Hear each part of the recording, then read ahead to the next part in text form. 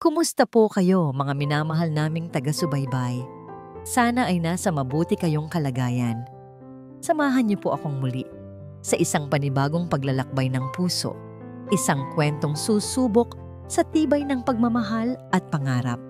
Sabi nila, ang pinakamasakit na sugat ay hindi ang nakikita sa balat, kundi ang nakabaon sa kaibuturan ng puso. Paano kung ang mga sugat na yon ay dulot ng mga taong dapat sana'y sandalalan mo? Sabay-sabay nating pakinggan ang kwento ng dalawang batang puso na naligaw sa landas ng kasinungalingan. Ang bawat umaga sa Villa Silangan ay nagsisimula sa isang perpektong larawan. Ang amoy ng freshly brewed na kape mula sa kusina, ang mahinang tugtog ng classical music, at ang banayad na sikat ng araw na sumisilip sa malalaking bintana ng aming dining hall. Naroon si Daddy Kael, nakadamit pang negosyante, ngumingiti habang binabasa ang mga balita sa tablet. Sa kanyang tabi, si Tita Marahuyo, suot ang isang eleganteng seda na bestida. Ang kanyang mga ngiti ay kasing kinang ng mga alahas na nakasabit sa kanyang leeg. "Amiya, anak, halika na. Malalate na ang iyong ama," malambing na sabi ni Tita Marahuyo. Ang kanyang boses ay tila awitin ng isang anghel. Sumunod ako. Hawak ang kamay ng aking kapatid na si Diwa. Ang maliliit niyang mga daliri ay mahigpit na nakakapit sa akin, tila natatakot mahiwala. Si Diwa, ang aking munting diwa, na ang pangalan ay nangangahulugang diwa o kaluluwa. Siya ang aking mundo. "Good morning, Daddy," bati ko. Pilit na pinatataas ang aking boses upang magtunog masaya. "Good morning, anak. Ang ganda ng araw natin ngayon, di ba?" Sagot ni Daddy Kael, hindi inaalis ang tingin sa kanyang tablet. Kahit kailan, trabaho muna. Bago pa man kami maging mag-anak, ang Montesor Prime Holdings na ang kanyang pamilya. "Oo naman, mahal ko," singit ni Tita Marahuyo, hinaplos ang braso ni Daddy Kael. "Lalo na, ngayong kasama natin ang aking mga paboritong anak." Tumingin siya sa amin. Ang kanyang mga mata ay kumikinang, ngunit may kakaibang lamig na hindi ko maintindihan. Nagpatuloy ang almusal sa katahimikan na binasag lamang ng tunog ng kutsilyo at tinidor. Nais ko sanang pag-usapan ang tungkol sa field trip namin sa zoo, pero alam kong hindi ito ang tamang oras.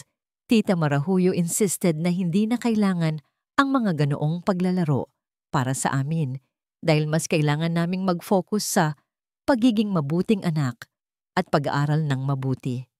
Ang kanyang mga salita ay laging matamis, ngunit ang mga ito'y tila may tinik na nakatago. Nang matapos kumain, nagpaalam na si Daddy Kael. "Magiging busy ako sa biyaheng ito, mga anak. Huwag kayong mag-alala. Uuwian ko kayo ng mga pasalubong. Marahuyo, alagaan mo sila, ha?" "Of course, Kael. Gagawin ko ang lahat para sa kanila," pangako ni Tita Marahuyo, nakangiti ng pagkatamis-tamis. Hinalikan niya ang noo ni Diwa at niyakap ako. "Maging mabait kayong dalawa. Susubukan kong maging masaya kayo habang wala ang daddy niyo." Pagkaalis ng sasakyan ni Daddy Kael, parang bula na naglaho ang lahat ng ngiti at kabaitan.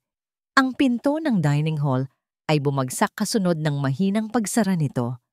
Ang dating malambing na tinig ni Tita Marahuyo ay biglang nagbago, naging matalim at malamig na parang yelo. "Ayan, umalis na ang daddy niyo. Wala na kayong kakampi ngayon," sabi niya, papalapit sa amin. Napahigpit ang kapit ni Diwa sa kamay ko. "Tita, hindi naman po." Nagsimula ako, ngunit pinutol niya ako. "Huwag mo akong kausapin ng ganyan, Amiya. Ang arte-arte mo. Hindi mo ba alam kung gaano kahirap magpanggap na mahal ko kayo?" Sigaw niya. Napapikit ako. Pilit na pinapakalma ang sarili. Alam kong ito na. Biglang natabig ang baso ni Diwa sa mesa. Tumilapon ang tubig at dumapo sa damit ni Tita Marahuyo. Nanlaki ang mga mata ni Diwa, napasinghap siya sa takot. "Tignan mo ang ginawa mo, Lampa. Hindi ka na nahiya." Isinampal ni Tita Marahuyo ang kanyang kamay sa pisngi ni Diwa. Napahiyaw ang kapatid ko sa sakit, hindi ko na napigilan. Tita, tama na po. Sigaw ko, hinarangan ko si Diwa. Napatingin sa akin si Tita Marahuyo, ang kanyang mga mata ay puno ng galit. Sinong may sabi na pwede kang sumagot sa akin, ha? Gusto mo bang maranasan mo rin ang parusa niya? Hinawakan niya ang buhok ko. Pilit akong inilalayo kay Diwa. Naramdaman ko ang hapdi sa aking anit. Daddy will be back soon, sabi ko. Pilit na pinapakalma ang sarili ko. Nag-iisip ng kahit anong paraan para makatakas, para makapagtago. Uwi siya, oo.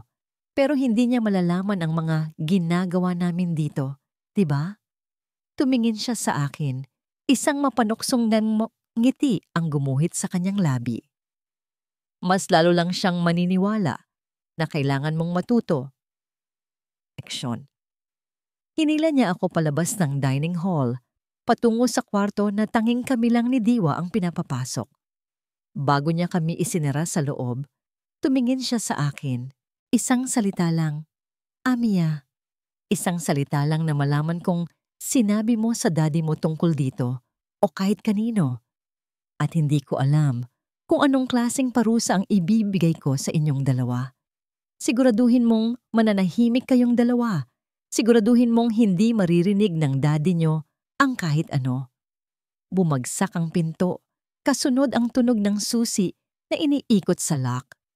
Niyakap ko si Diwa na umiiyak na naman. Ang init ng kanyang katawan ay nanginginig.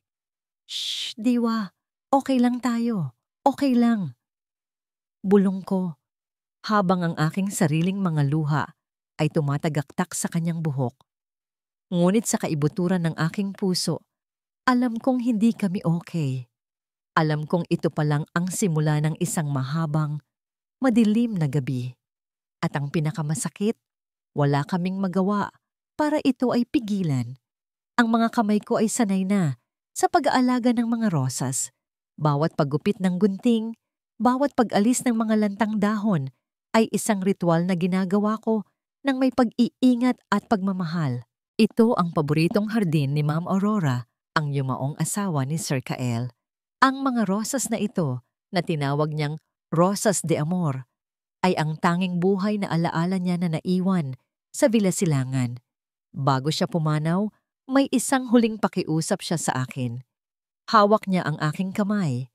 Ang kanyang lakas ay unti-unti nang nawawala. Himig, bulong niya. Ikaw na ang pinakamatagal na naming kasama. Alam kong mapagkakatiwalaan ka. Ipinapangako mo ba sa akin na babantayan mo ang aking mga anak? Huwag mo silang pababayaan. Pangako po, ma'am, habang ako'y nabubuhay. Sagot ko, at ang pangakong yon ay nakatatak sa aking puso hanggang ngayon.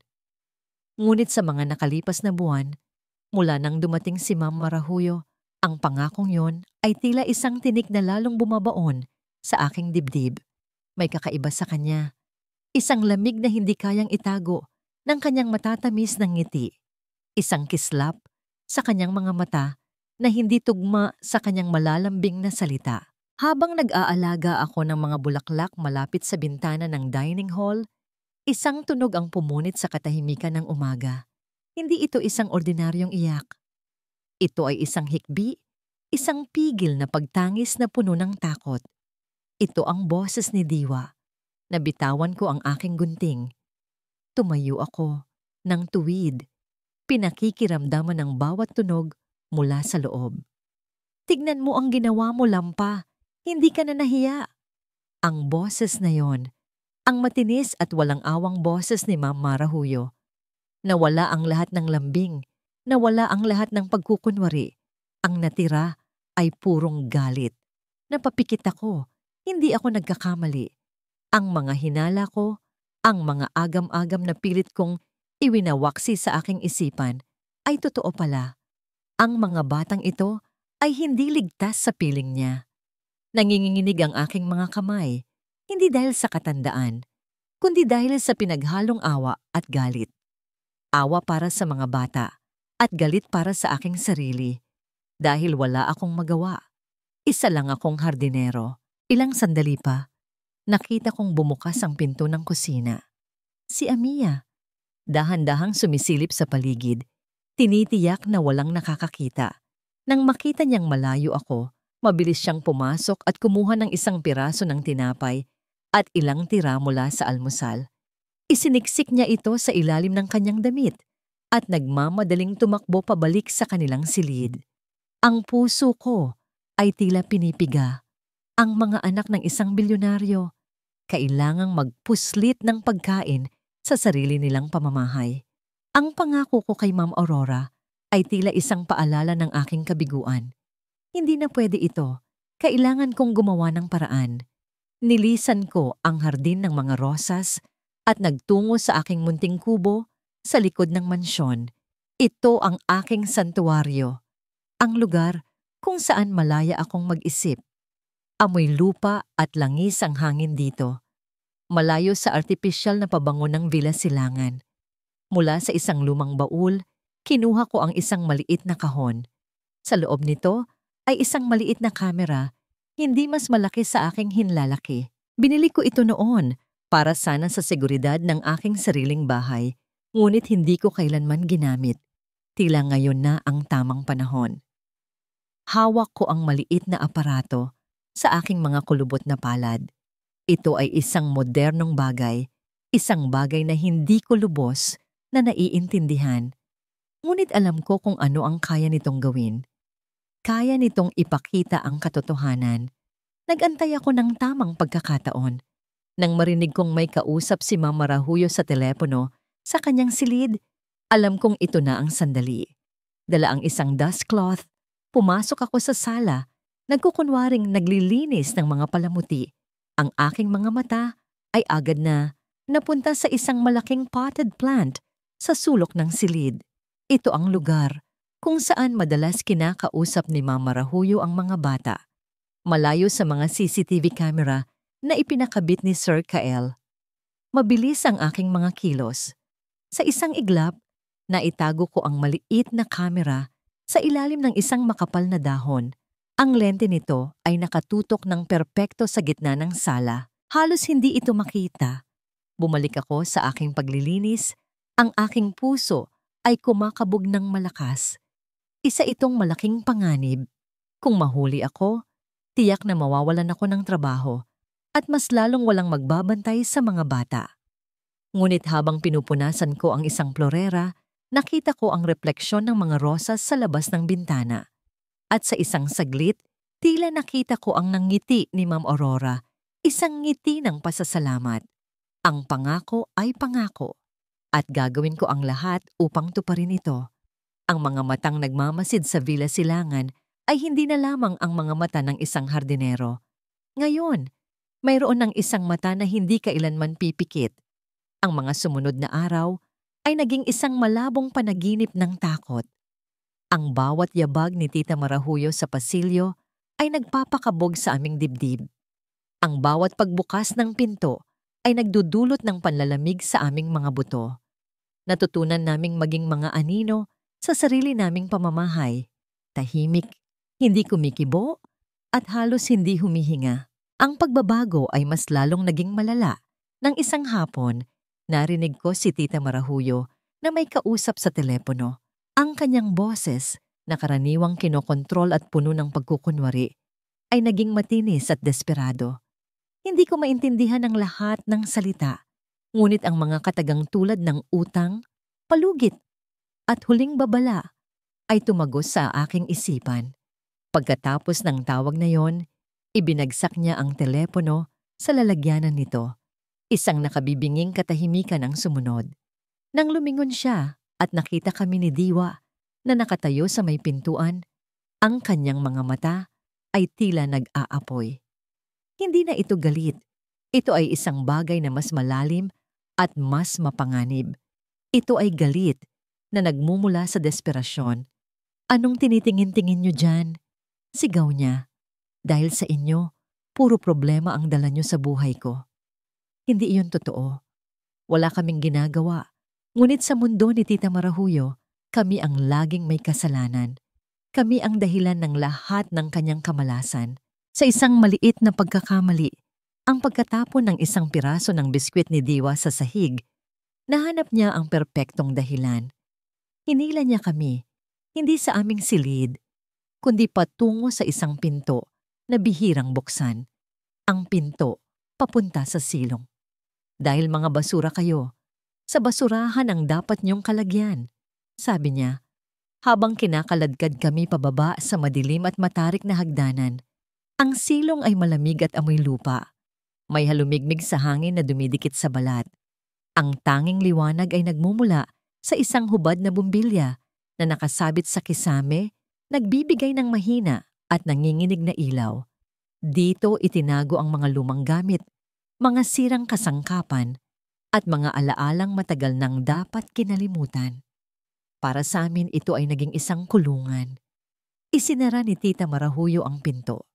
Narinig namin ang pag-ikot ng susi at pagkatapos, kadiliman at katahimikan. Niyakap ko si Diwa ng mahigpit. Ang kanyang munting katawan ay nanginginig sa takot at lamig. Ate Amiya, natatakot po ako. Bulong niya, ang kanyang hininga ay mainit sa aking leeg.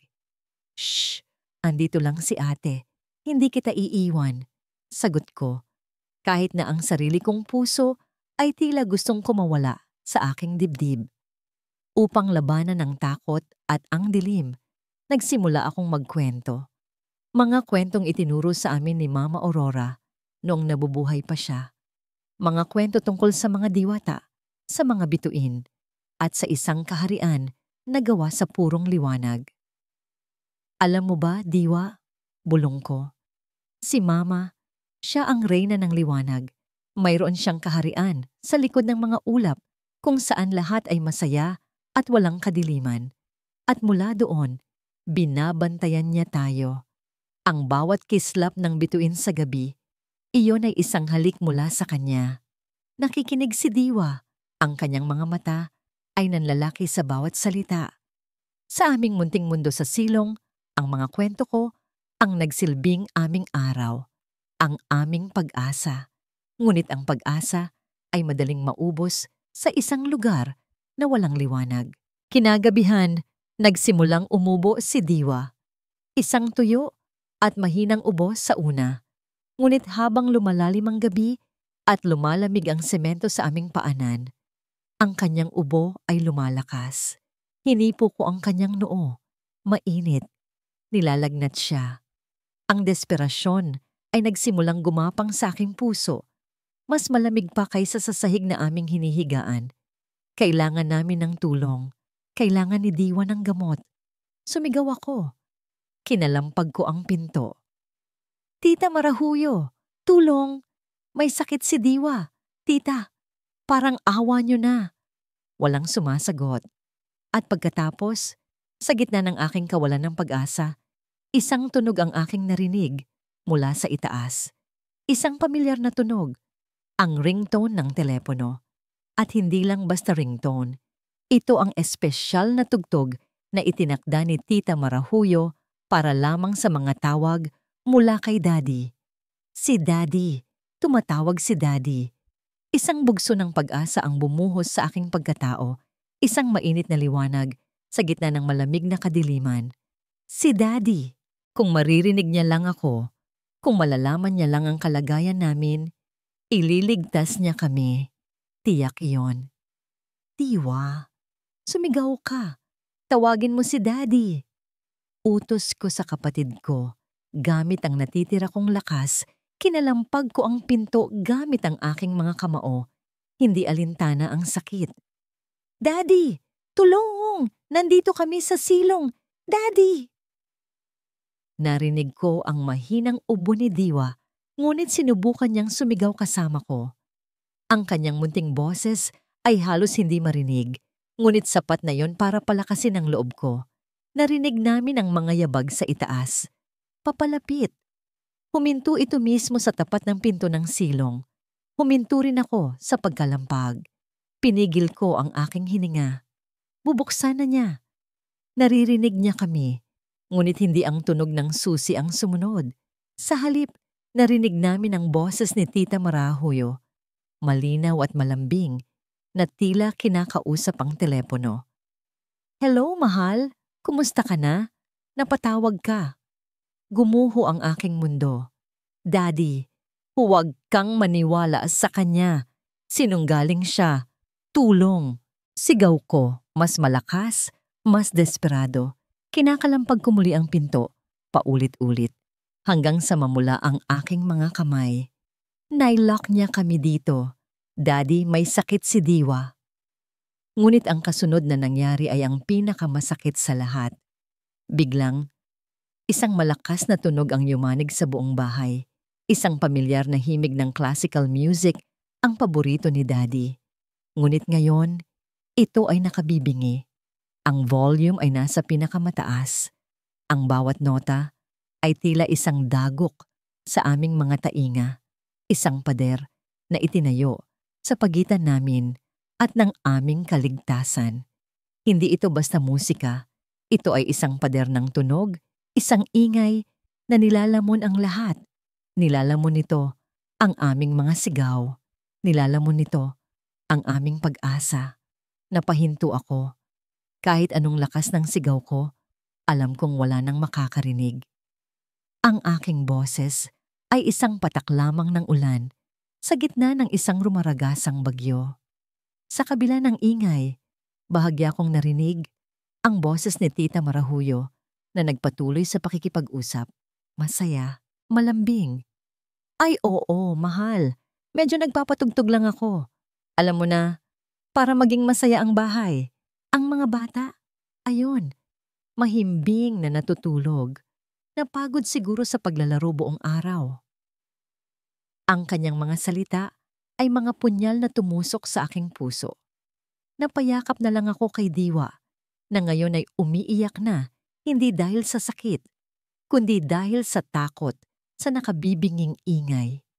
Ikinubli ko ang kanyang ulo sa aking dibdib, tinakpan ang kanyang mga tainga, gamit ang aking mga kamay, sinusubukang protektahan siya mula sa huling patak ng kalupitan ni Tita Marahuyo.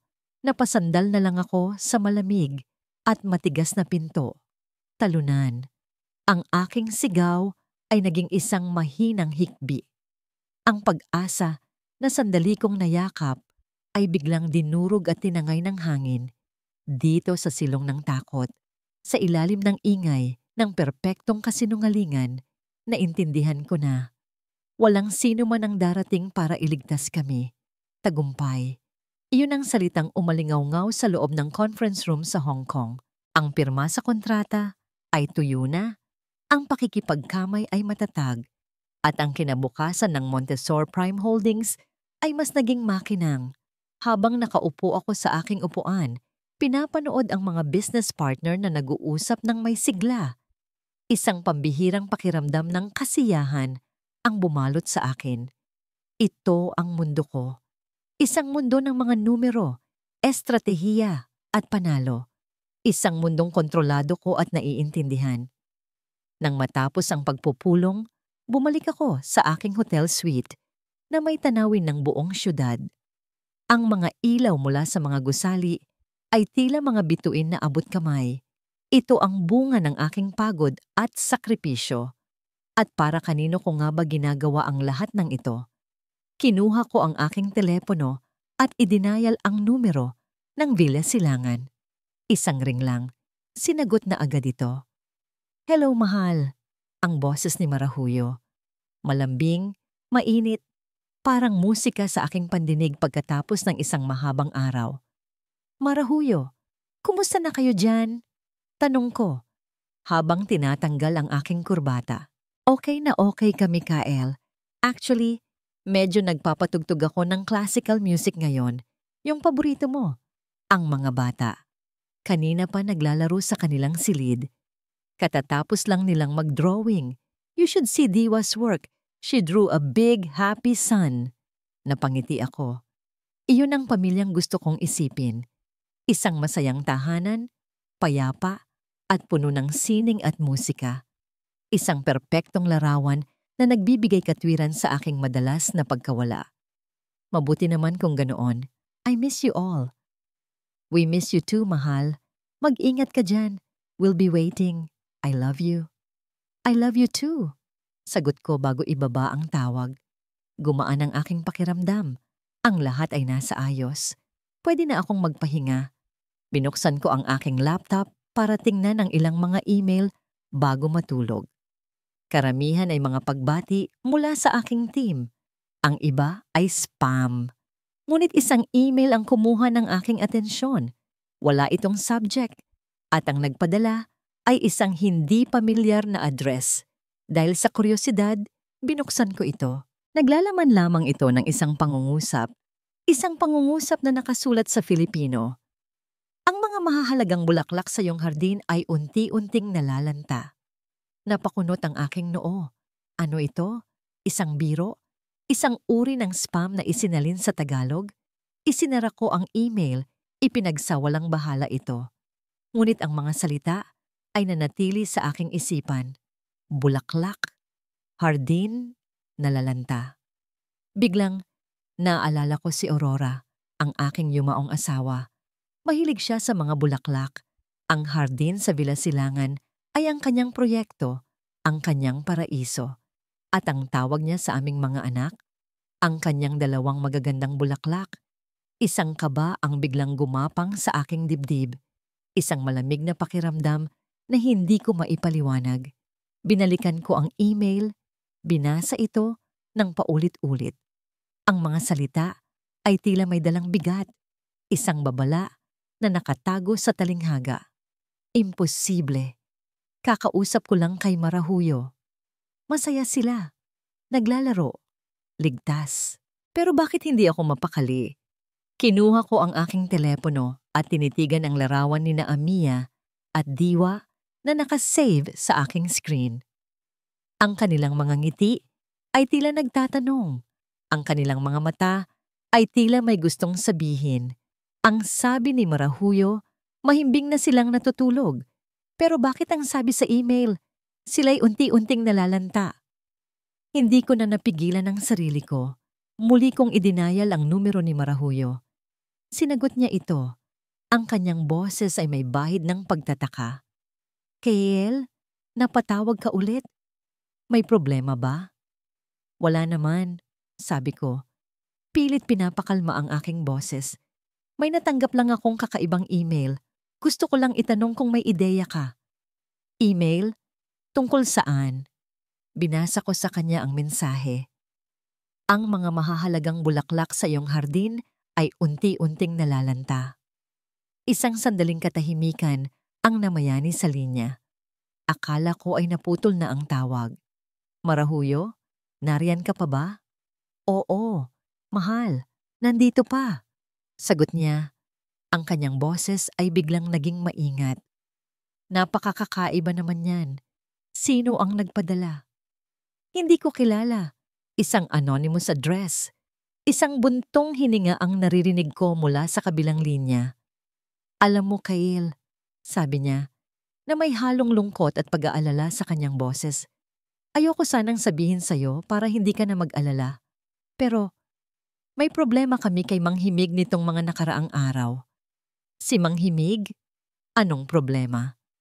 Nagiging kakaiba ang mga kilos niya. Laging nakatingin sa mga bata. Minsan, nahuhuli ko siyang nakatayo lang sa labas ng bintana, nanonood. Kinakausap niya ang mga rosas na parang mga tao.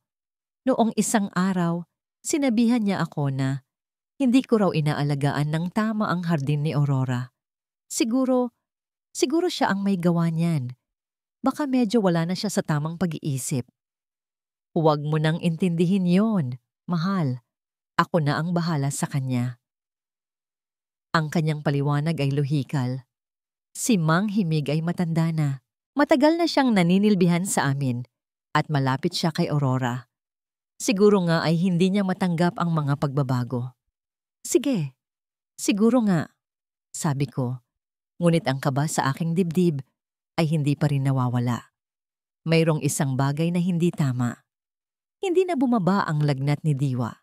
Pagkatapos ng gabing iyon sa silong, ang kanyang ubo ay naging mas malalim at ang kanyang katawan ay naging mas mainit.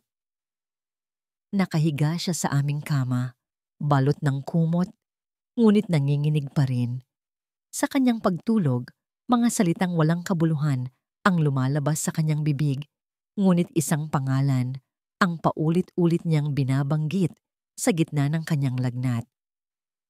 Mama, Mama. Ang bawat pagtawag niya ay isang patalim na tumatarak sa aking puso. Wala na si Mama para alagaan siya. Wala si Daddy para protektahan kami. At si Tita Marahuyo, siya ang dahilan ng lahat ng ito. Ang takot na dating nagpaparalisado sa akin ay unti-unting napalitan ng isang bagay na mas malakas, desperasyon. Hindi na ako pwedeng maghintay lang. Hindi ko nahahayaang malanta ang aking kapatid sa loob ng kwartong ito. Kailangan kong gumawa ng paraan. Kailangan naming makalabas. Dumating ang pagkakataon nang hindi ko inaasahan. Nasa sala si Tita Marahuyo, may kausap na naman sa telepono. Tulad ng dati, ang kanyang boses ay pabulong ngunit puno ng tensyon. Sinabi ko nang maghintay ka, wag mo akong tinatawagan dito. Narinig kong sabi niya, oo, makukuha ko ang pera. Bigyan mo lang ako ng oras. Nakatayo ako sa may siwang ng pinto ng aming kwarto. Pinapanood siya. Nakatalikod siya sa amin, abala sa kanyang pakikipagtalo. Ang kanyang buong atensyon ay nasa telepono. Ito na ang pagkakataon ko. Dahan-dahan, walang ingay, lumabas ako ng kwarto. Hinaplos ko ang noo ni Diwa. Babalik si ate. Bulong ko. Gagawan kita ng paraan. Ang bawat hakbang ko sa pasilyo ay tila isang malakas na dagundong sa aking pandinig. Ang puso ko ay kumakarera. Ang aking mga palad ay pinagpapawisan. Ang target ko, ang malaking pinto sa harap. Ang daan palabas. Ang daan patungo sa kalayaan. Ilang hakbang na lang, nakikita ko na ang seradura. Ang kailangan ko lang gawin ay ikutin ito ng dahan-dahan. Saan ka pupunta? Ang boses ni Tita Marahuyo ay tumama sa akin na parang isang malamig na yelo. Nanigas ako sa aking kinatatayuan. Ang aking kamay ay ilang pulgada na lang mula sa doorknob. Dahan-dahan akong lumingon. Nakatayo siya sa dulo ng pasilyo. Ang telepono ay nakababa na at ang kanyang mga mata ay nag-aapoy sa galit na mas matindi pa kaysa dati. Saan? Ka? Pupunta? Ulit niya. Bawat salita ay mabagal at puno ng pagbabanta. Napaatras ako. Walang salitang lumabas sa aking bibig. Ang plano ko ay gumuho sa isang iglap. Akala mo ba matatakasan mo ako? Sabi niya, habang dahan-dahang naglalakad palapit sa akin. Bawat hakbang niya ay tila isang pagyanig sa sahig. Akala mo ba ganon kadali? Pagkatapos ng lahat ng ginawa ko para sa inyo? Ito ang igaganti mo sa akin, Amiya. Pagtataksil? May sakit po si Diwa. Sabi ko, ang aking boses ay nanginginig. Kailangan niya ng doktor. Kailangan niya ng tulong. Tulong? Tumawa siya. Isang tawang walang kagalakan. Ako ang tulong na kailangan niyo. Ako ang nagpapakain sa inyo.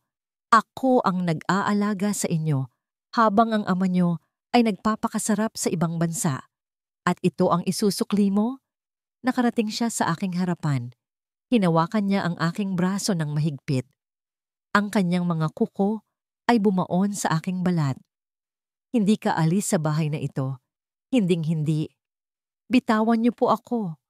Sigaw ko. Sinusubukang ko mawala. Ang aming paglalaban ay nagdala sa amin sa gitna ng sala. Nagpupumiglas ako, ngunit mas malakas siya. Sa aming paghahabulan, natabig ko ang isang maliit na mesa sa tabi. Ang mga babasaging palamuti ay nahulog at nabasag sa sahig. Ngunit hindi iyon ang pinakamasama. Ang malaking potted plant na nakatayo sa sulok, ang paboritong palamuti ni Tita Marahuyo, ay nayanig din. Ito'y tumagilid. Bumagsak sa sahig na may malakas na kalabog. Ang paso ay nabiyak at ang lupa ay kumalat sa mamahaling carpet. Ngunit may isang bagay pa na gumulong mula sa nabasag na paso. Isang maliit, itim na bagay. Isang bagay na may kumikislap na lente. Sabay kaming napahinto ni Tita Marahuyo. Ang aming mga mata ay nakatutok sa maliit na bagay na yon na nakahandusay sa gitna ng nagkalat na lupa. Isang kamera. Ang hangin sa silid ay tila nawala. Ang tanging naririnig ko ay ang malakas na pintig ng aking sariling puso.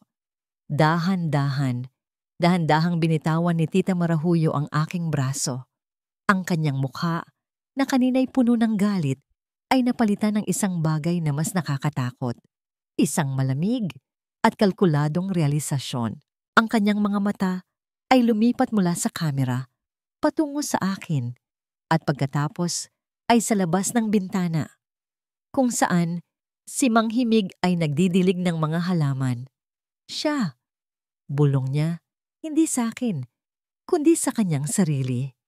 Ang matandang yon, isang nakabibinging katahimikan ang bumalot sa buong sala.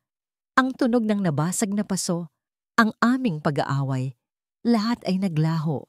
Ang natira na lamang ay ang katotohanan na nakalantad sa sahig. Isang maliit, hindi kumikibot na saksi sa lahat ng kanyang mga kasalanan. Hindi ko alam kung ano ang susunod na mangyayari. Ngunit habang nakatingin ako sa mukha ni Tita Marahuyo, sa paraan ng pag-igting ng kanyang panga at sa apoy na muling nag-alab sa kanyang mga mata, alam kong ang bagyo ay hindi pa tapos. Sa katunayan, ito ay nagsisimula pa lamang. Ang lupa ay mamasa-masa sa aking mga kamay. Ang amoy nito ay pamilyar at nagbibigay ginhawa. Ipinagpatuloy ko ang aking trabaho sa hardin. Sinusubukang maging normal ang lahat. Kahit na ang bawat ugat sa aking katawan ay naninikip sa tensyon. Alam kong natuklasan na niya. Ang katahimikan mula sa loob ng bahay ay mas nakakabingi kaysa sa pinakamalakas na sigaw. Naghihintay lang ako. Hindi naman nagtagal. Ang pinto sa likod ay bumukas nang may malakas na kalabog at mula roon ay lumabas si Marahuyo.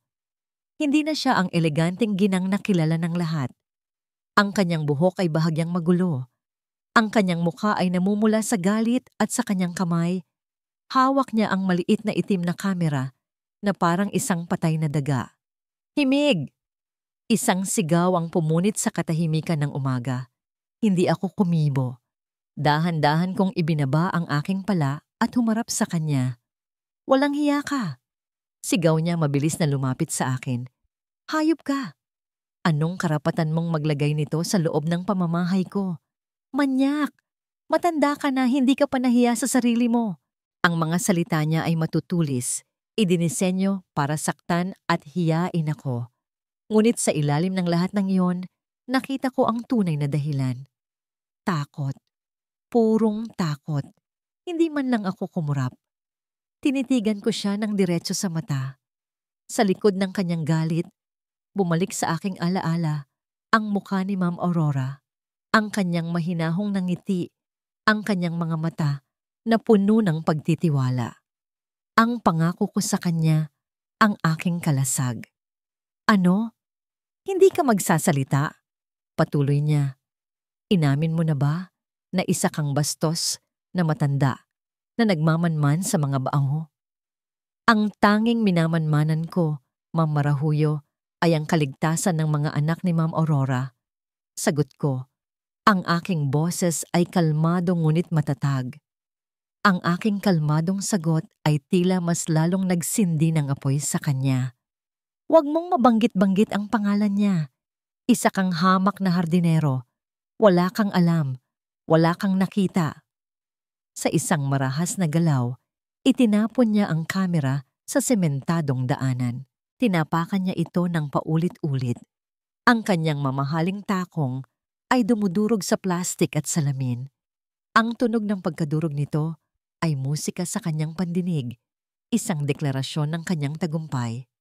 Ayan, sabi niya, hingal na hingal. Wala na ang ebidensya mo.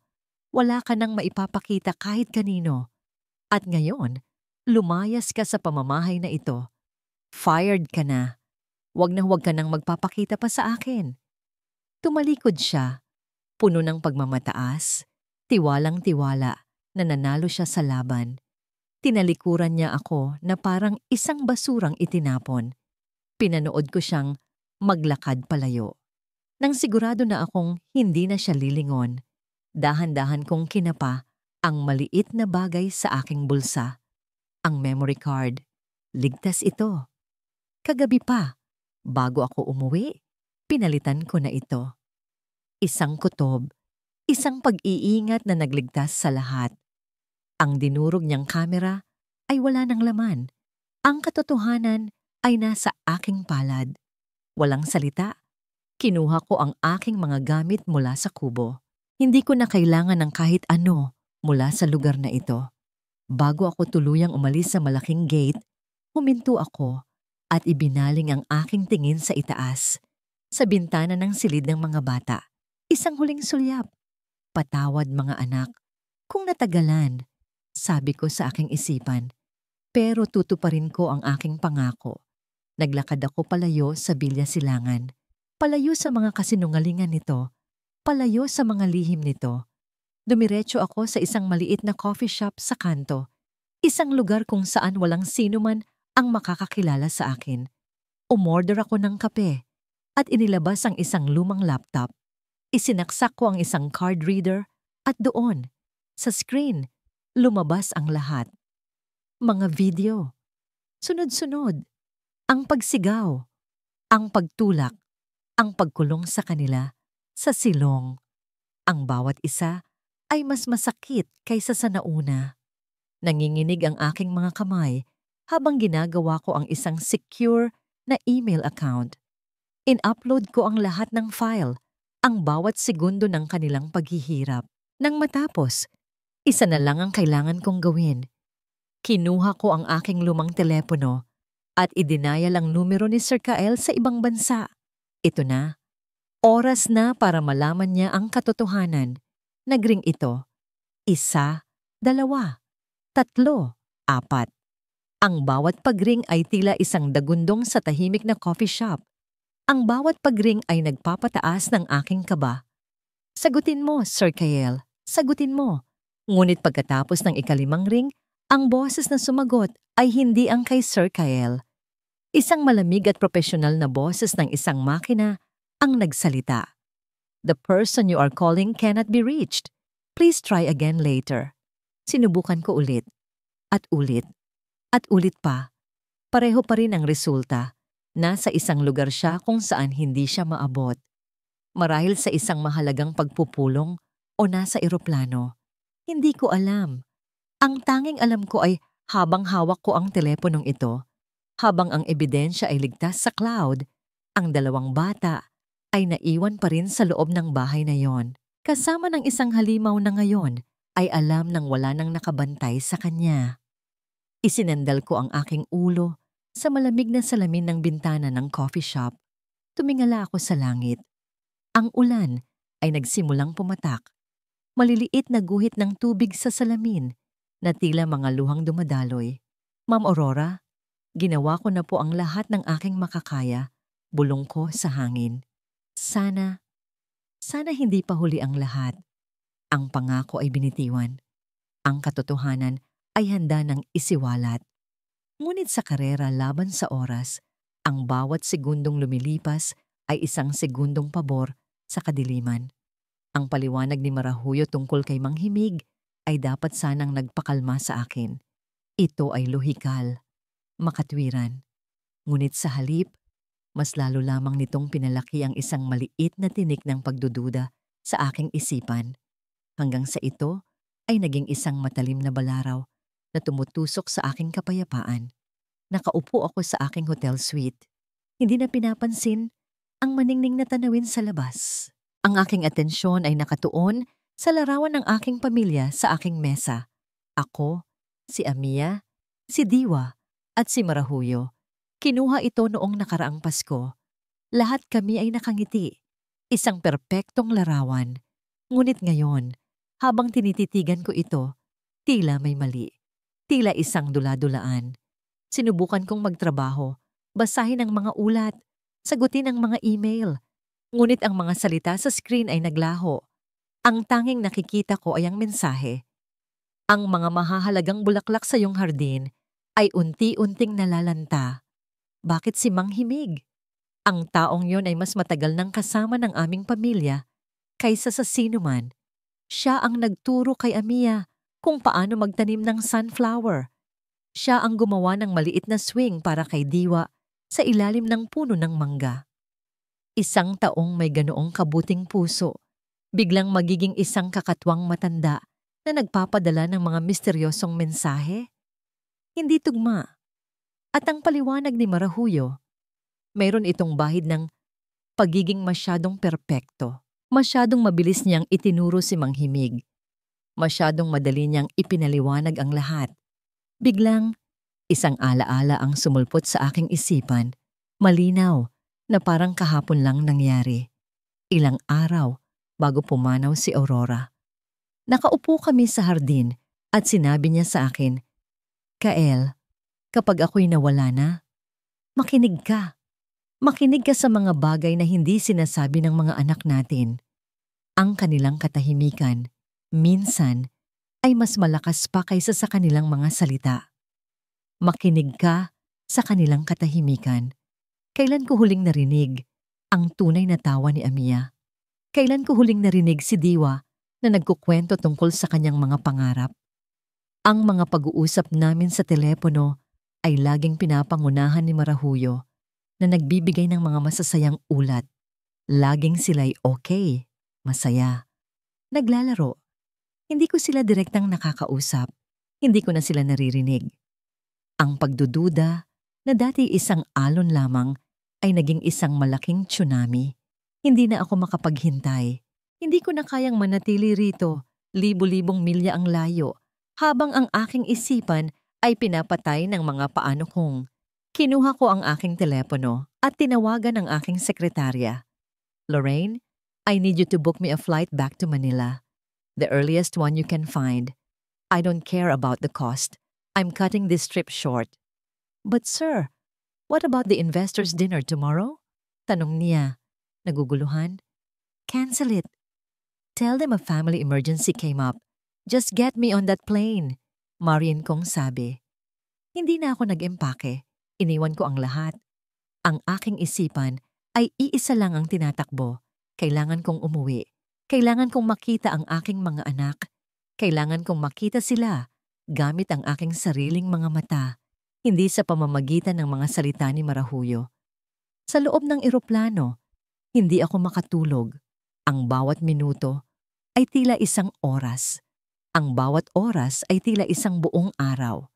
Nag-flashback sa aking isipan ang lahat ng mga pagkakataong mas pinili ko ang trabaho. Ang mga board meeting na mas mahalaga kaysa sa kanilang school play. Ang mga business trip na mas inuna ko kaysa sa kanilang kaarawan. Ipinangako ko sa sarili ko na babawi ako. Ngunit paano kung huli na ang lahat para bumawi? Paglapag ng eroplano sa Maynila, hating gabi na. Dumiretso ako sa kotse na naghihintay sa akin. Sa Villa Silangan, "Mang Tonyo, pakiusap, pakibilisan," sabi ko sa driver. Habang papalapit kami sa aming subdivision, sinadya kong hindi ipaalam kay Marahuyo na darating ako. Ayokong bigyan siya ng oras na maghanda ng isa pang perpektong larawan. Gusto kong makita ang katotohanan. Ang malaking gate ng Villa Silangan ay bumukas ng dahan-dahan. Ang buong bahay ay madilim, tahimik, natutulog, mukhang normal, mukhang payapa. "Nag-aalala ka lang ng sobra, Kael," sabi ng isang bahagi ng aking isipan. Lahat ay nasa ayos. Ngunit habang ang kotse ay dahan-dahang gumagalaw sa driveway, isang bagay ang nakakuha ng aking pansin. Isang ilaw, isang mahina, nanginginig, at madilaw na ilaw. At hindi ito nagmumula sa alinman sa mga silid-tulugan sa itaas. Ito ay nagmumula sa maliit at parihabang bintana ng silong. At sa sandaling iyon, ang lahat ng aking pagdududa, lahat ng aking agam-agam, ay naglaho. Pinalitan ito ng isang malamig at nakakakilabot na katiyakan. Mayroong isang bagay na napakasama at napakamali sa aking pamamahay. Ang susi ay pumasok sa seradura nang walang ingay. Ang pinto ay bumukas at pumasok ako sa isang tahanan na biglang naging dayuhan sa akin. Ang katahimikan ay mabigat. Hindi ito ang payapang katahimikan ng isang natutulog na bahay, kundi isang katahimikang may itinatagong bigat at takot. Ang hangin ay tila mas malamig sa loob. Dahan-dahan kong isinara ang pinto sa aking likuran. Ang aking unang instinct ay umakyat sa hagdanan, puntahan ang master's bedroom. Ngunit ang ilaw mula sa silong ang humihila sa akin, isang hindi maipaliwanag na puwersa na nagsasabing doon ako dapat magtungo. Bago yon, dumaan muna ako sa aming silid ni Marahuyo. Dahan-dahan kong binuksan ang pinto. Naroon siya, natutulog ng mahimbing sa gitna ng malawak na kama. Ang kanyang paghinga ay malalim at pantay. Nakabalot siya sa mamahaling comforter. Ang kanyang mukha ay payapa. Tila walang anumang gumugulo sa kanyang isipan. Ang larawan ng kapayapaan. Ang larawan ng kasinungalingan. Isang matinding galit ang nagsimulang umakyat mula sa aking sikmura. Ngunit pinigil ko ito. Hindi pa ito ang oras. Isinara ko ang pinto. Nang kasing dahan-dahan ng aking pagbukas, bumaba ako sa hagdan. Ang aking mga yapak ay tila dumadagundong sa katahimikan. Ang bawat hakbang patungo sa pinto ng silong ay isang hakbang palayo sa mundong akala ko ay totoo. Nakahinga ako ng malalim bago hawakan ang malamig na doorknob. Hindi ito nakalak. Binuksan ko ito. Isang amoy ng alikabok at lumot ang sumalubong sa akin. At mula sa ibaba, narinig ko ang isang tunog, isang mahinang ubo. Bumaba ako sa hagdanan. Ang aking puso ay kumakabog ng napakabilis na tila gusto nang kumawala sa aking dibdib. Ang tanging ilaw, tulad ng nakita ko mula sa labas, ay nagmumula sa isang hubad na bumbilya na nakasabit sa kisame. At doon, sa gitna ng mga lumang kahon at sirang kasangkapan, sa ibabaw ng isang manipis at maruming kutsyon na inilatag sa malamig na semento, nakita ko sila, ang aking mga anak, ang aking 2 bulaklak. Magkayakap sila. Si Amiya, ay nagsisilbing pananggalang para sa kanyang mas batang kapatid. Si Diwa, kahit balot ng kumot, ay nanginginig. Ang kanyang mukha ay maputla, ang kanyang mga labi ay tuyo, at ang kanyang paghinga ay mababaw. Isang tunog ang kumawala sa aking lalamunan, isang halo ng gulat, sakit, at hindi makapaniwalang galit. Ang tanawin sa aking harapan ay isang bangungot. Isang bangungot na nagaganap sa aking sariling pamamahay. Ang karangyaan ng aming silid ni Marahuyo sa itaas ay isang malaking insulto sa karalitaan at pagdurusa sa silong na ito. Lumuhod ako sa tabi nila. Dahan-dahan kong inilagay ang aking palad sa noo ni Diwa. Isang nakakapasong init ang sumalubong sa akin. Napakainit. Ang lagnat niya ay napakataas. Dahil sa aking pagdampi, dahan-dahang iminulat ni Amiya ang kanyang mga mata. Sa una, puno ito ng takot, handang ipagtanggol ang kanyang kapatid. Ngunit nang makilala niya ako, ang takot ay napalitan ng gulat. At pagkatapos, ng isang bagay na mas masakit pa, isang blangkong tingin, walang luha, walang galak. Tila naubos na ang lahat ng emosyon sa kanyang katawan. Tumingin lang siya sa akin. Ang kanyang mga mata ay nagsasabi ng isang kwentong puno ng sakit na hindi kayang bigkasin ng mga salita. Anak, bulong ko, ang aking boses ay basag. Amiya, anong nangyari? Hindi siya sumagot. Dahan-dahan lang siyang umiling at isang butil ng luha ang sa wakas ay gumulong mula sa kanyang mata. Ang luhang yon ang bumasag sa lahat ng natitira kong kontrol. Dahan-dahan, maingat, binuhat ko si Diwa. Ang kanyang katawan ay napakagaan, napakarupok. Sa kabilang braso, inalalayan ko si Amiya na tumayo. Aalis na tayo dito, sabi ko. Ang aking boses ay naging matigas. Hindi na kayo babalik dito. Pangako. Habang paakyat kami sa hagdanan, bawat hakbang ay isang sumpa sa aking sarili. Para sa aking katangahan, sa aking pagkabulag, sa aking pagpapabaya. Pagdating namin sa itaas, ang liwanag mula sa pasilyo ay tila napakasilaw. At doon, sa dulo ng pasilyo, nakatayo siya. Si Marahuyo, gising na siya. Marahil dahil sa ingay ng aming pag-akyat. Nakasuot siya ng isang seda na roba. Ang kanyang buhok ay nakapusod pa rin ng perpekto. Tumingin siya sa akin. Pagkatapos ay sa mga bata na dala-dala ko. Ang kanyang mukha ay nagpakita ng isang mabilis na pagkislap ng gulat bago ito napalitan ng isang pinraktis na ekspresyon ng pag-aalala. Kael, anong ginagawa mo? Bakit ka nandito? Akala ko. Hindi niya natapos ang kanyang sasabihin. Dahil nang magtama ang aming mga mata, ang aking mukha ay hindi na ang mukha ng asawang nagmamahal. Ito ay ang mukha ng isang ama na nakita ang impyerno at alam niya sa sandaling iyon na ang kanyang perpektong kasinungalingan ay gumuho na. Kael, mahal, anong nangyayari? Tanong niya. Ang kanyang boses ay nagsisimula ng manginig. Huminto ako sa kanyang harapan. Si Diwa ay humihingal sa aking balikat. Si Amiya ay tahimik na nakatayo sa aking tabi. Tinitigan ko siya.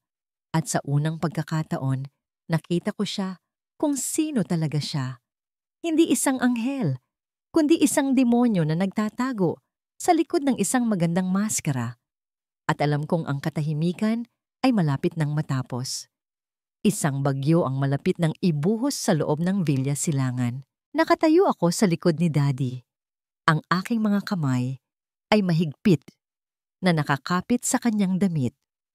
Sa unang pagkakataon, sa loob ng maraming buwan, naramdaman kong mayroon akong kakampi.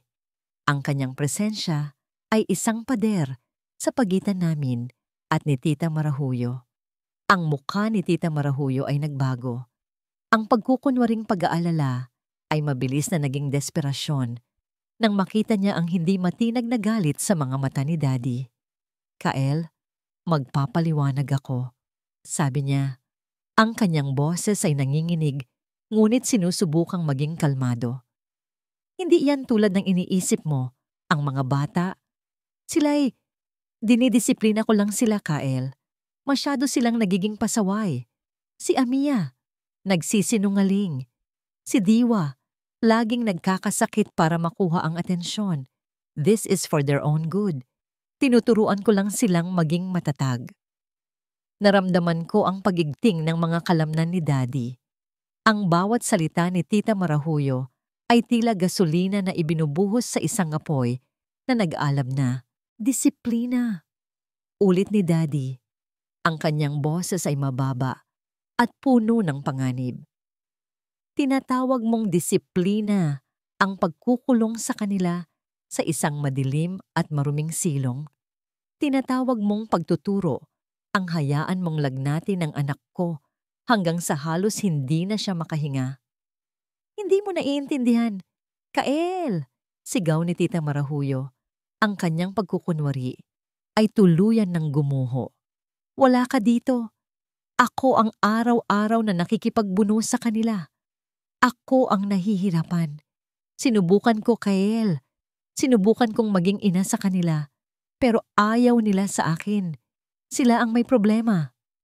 Inilagay ni Daddy si Diwa sa malaking sofa at binalutan ng kumot. Pagkatapos ay humarap siyang muli kay Marahuyo. Huwag mong sisisihin ang aking mga anak. Ang bawat salita ay isang mabigat na bato.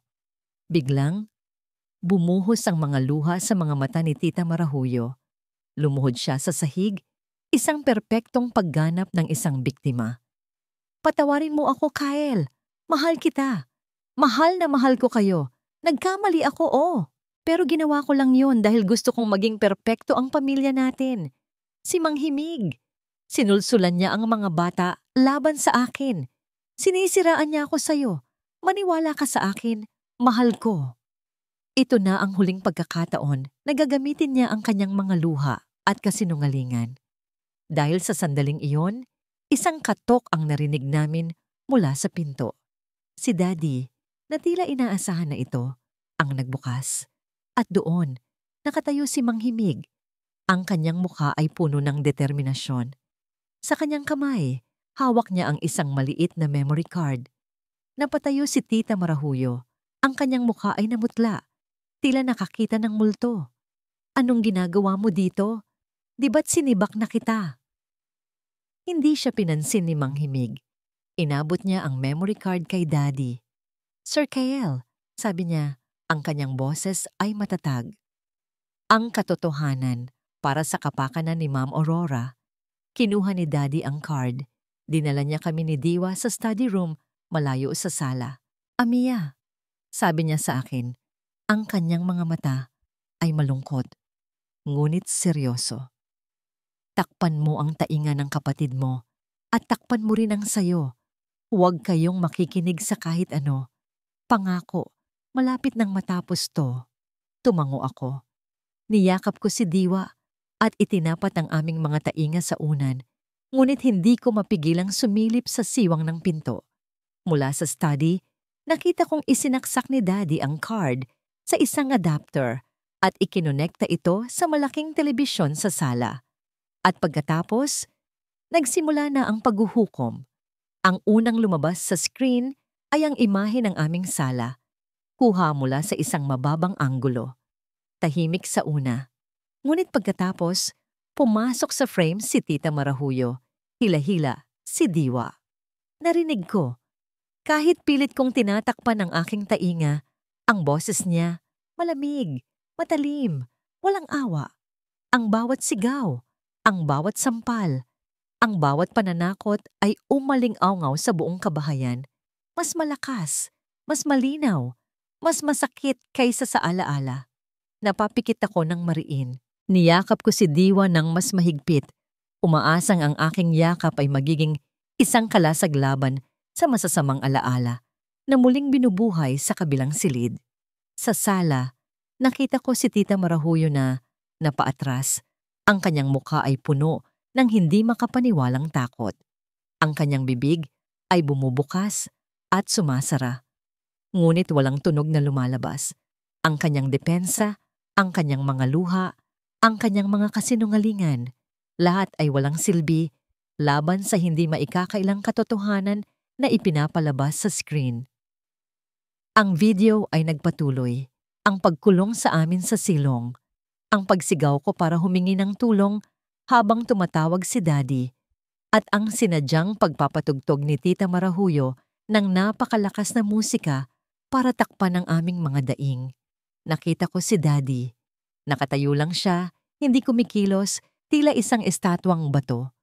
Ngunit nakita ko ang panginginig ng kanyang mga kamao sa kanyang tagiliran. Ang pag-igting ng kanyang panga. Ang apoy sa kanyang mga mata ay hindi na lamang galit. Ito ay isang impyerno. Nang matapos ang video, isang nakabibinging katahimikan ang muling bumalot sa bahay. Si Tita Marahuyo ay napasandal sa pader. Ang lahat ng kulay ay nawala sa kanyang mukha. Kael, bulong niya ang kanyang huling pagtatangka. Hindi ako yan. Ngunit huli na ang lahat.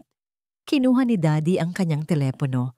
Hindi niya ito inalis sa pagkakatitig kay Marahuyo habang nagdidial siya. Hello? Police? I would like to report a case of child abuse. Ang mga salitang yon ay ang huling pako sa kabaong ng kanyang mga kasinungalingan. Hindi nagtagal. Dumating ang mga pulis. Ang asul at pulang ilaw ng kanilang mga sasakyan ay kumikinang sa aming mga bintana. Sinisira ang artipisyal na kapayapaan ng Villa Silangan. Habang pinupusasan nila si Tita Marahuyo, ang kanyang takot ay biglang napalitan ng purong puot.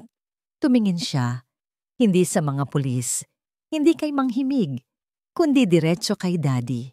Akala mo ba nanalo ka na, Kael? Sigaw niya, ang kanyang boses ay puno ng kamandag. mabubulok man ako sa kulungan.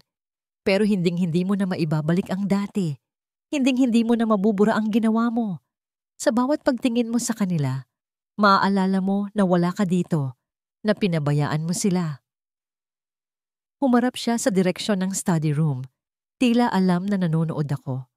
At kayo, sigaw niya, ang kanyang tingin ay tila tumatagos sa pinto.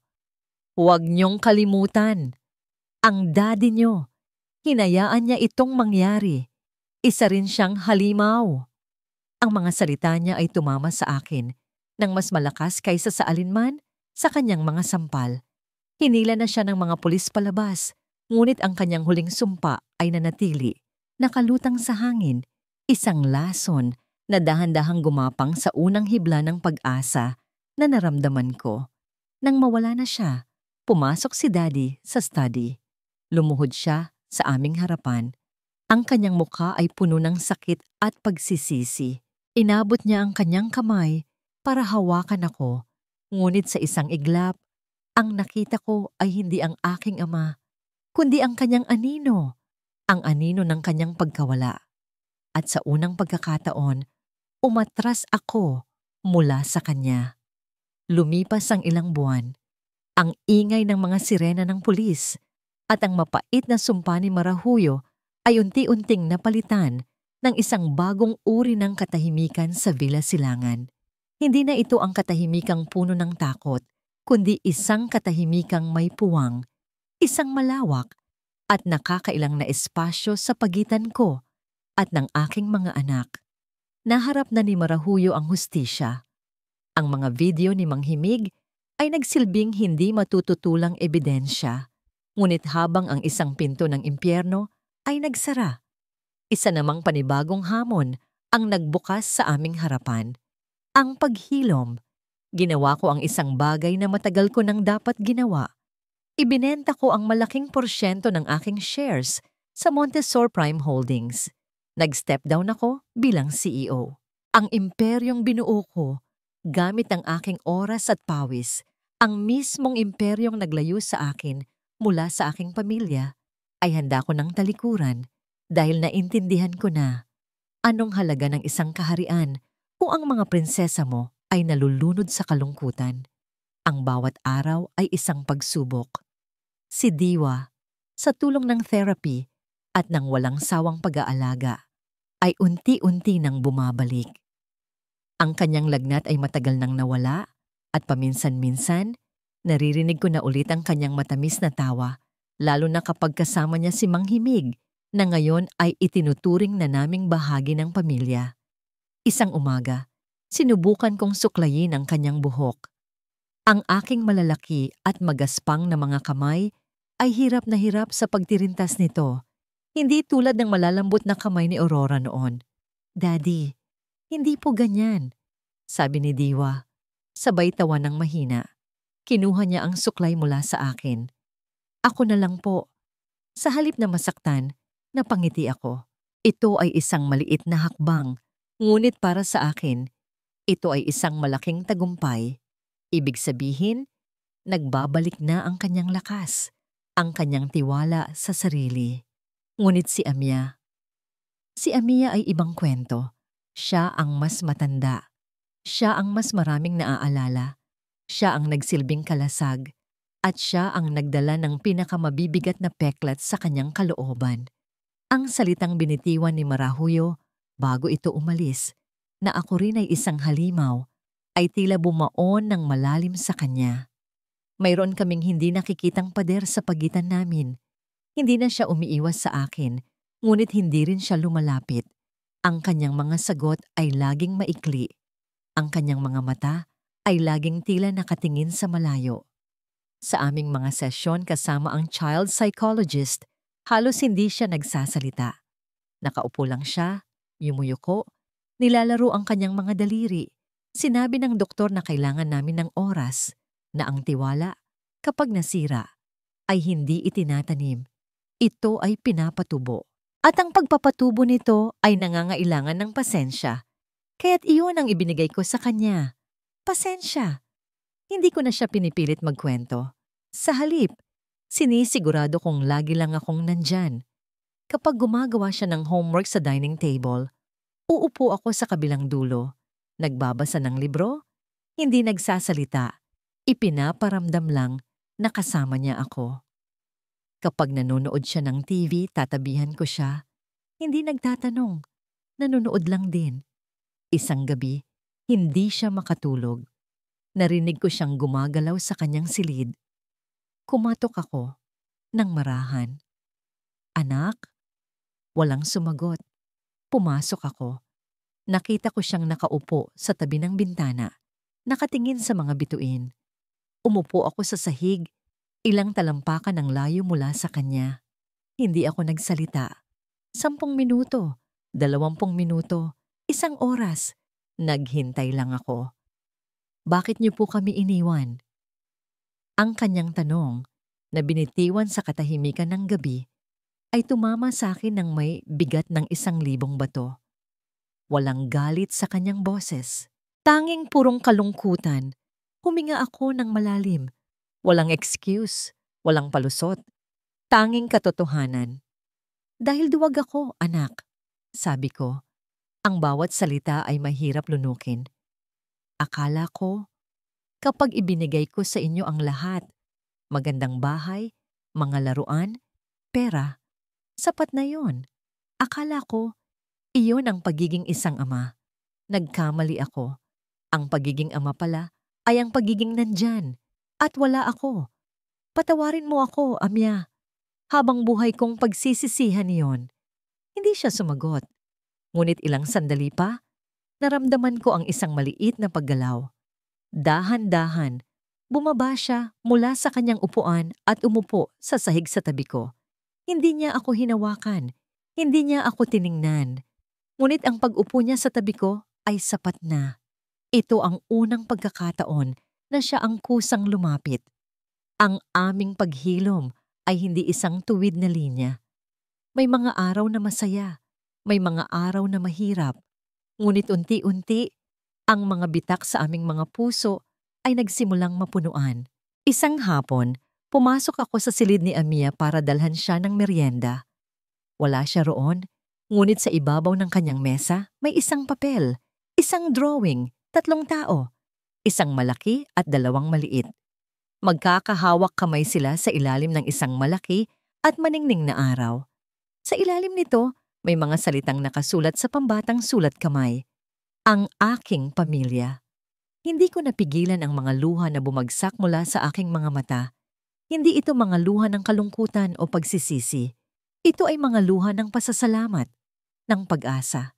Kinuha ko ang drawing at maingat na inilagay sa isang frame. Isinabit ko ito sa gitna ng aming sala, sa lugar kung saan dating nakasabit ang perpektong larawan ng aming kasinungalingan. Hindi na kami perpekto. Kami ay pamilyang may mga sugat, may mga peklat. Ngunit sa unang pagkakataon, kami ay totoo. At dito, sa katotohanan ito, magsisimula kaming muli. At dito po nagtatapos ang ating kwento. Isang paglalakbay na nagturo sa atin ng isang mahalagang aral. Ang tunay na pagmamahal ng isang magulang ay hindi nasusukat sa kayamanan o karangyaan, kundi sa oras at presensyang ibinibigay nito.